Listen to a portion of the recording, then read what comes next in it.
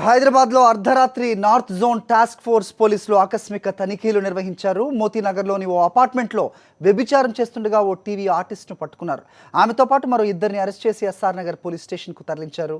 పట్టుబడిన టీవీ ఆర్టిస్ట్ను కుంకుమ పువ్వు సీరియల్లో నటిస్తున్న స్వాతిగా గుర్తించినట్లు తెలుస్తోంది. మరింత సమాచారం కోసం పోలీసులు విచారిస్తున్నారు.